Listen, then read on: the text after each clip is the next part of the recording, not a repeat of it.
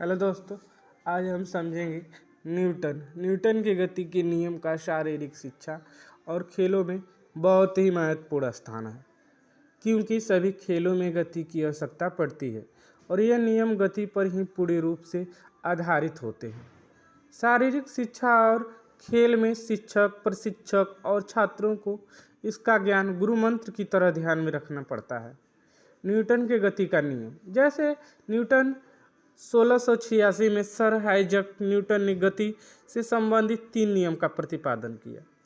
जैसे न्यूटन के गति के तीनों नियम निम्नलिखित है। पहला नियम है जड़त्व का नियम। गति का प्रथम नियम जड़त्व का नियम, गति का द्वितीय नियम संवेग का नियम और गति का तृतीय नियम जो क्रिया प्रतिक्रिया का नियम होता है। गति का प्रथम नियम होता है, यदि कोई वस्तु विराम अवस्था में है तो वह विराम अवस्था में ही रहेगी, और यदि गति की अवस्था में है तो वह गति की अवस्था में ही रहेगी जब तक कि उस पर कोई बाह्य बल न लगाया जाए। इस नियम को जड़त्व का नियम कहा जाता है। जड़त्व किसी वस्तु का वह गुण है जिस कारण वस्तु अपनी विराम की अवस्था अथवा गति की अवस्था में होने वाले परिवर्तन का विरोध करती है। जड़त्व के प्रकार निम्नलिखित है: विराम का जड़त्व, गति का जड़त्व और दिशा का जड़त्व। विराम का जड़त्व, कोई वस्तु विराम अवस्था में है तो वह विराम अवस्था में ही रहेगा, चाहे तो उसे विराम का जड़त्व कहते हैं। उदाहरण, बस के अचानक चलने में उसमें बैठा यात्री पीछे की ओर गिर पड़ता है। धूल, सिक्का, कार, ये सब विराम का जड़त्व है।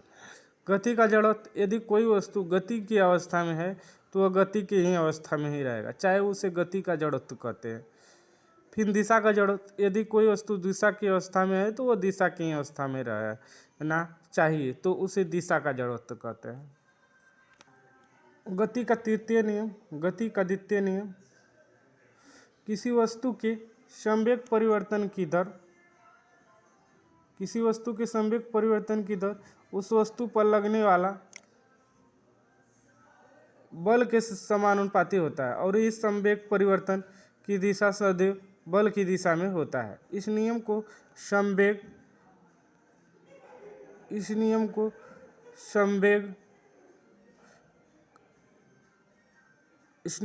का नियम भी कहा जाता है। गति का तृतीय नियम, प्रत्येक क्रिया को सदैव बराबर और विपरीत प्रतिक्रिया होती है। इस नियम को क्रिया प्रतिक्रिया नियम भी कहते हैं। किसी भी क्रिया के लिए ठीक उसके बराबर किंतु विपरीत दिशा में प्रतिक्रिया होती है। क्रिया और प्रतिक्रिया बल सदैव दो अलग अलग वस्तुओं पर एक साथ कार्य करते हैं। उदाहरण, गोली छोड़ने पर बंदूक पीछे की ओर गति करती है, वो गति का तृतीय नियम। इसी के साथ अपने बाड़े को विराम देता हूँ। जय हिंद, जय भारत।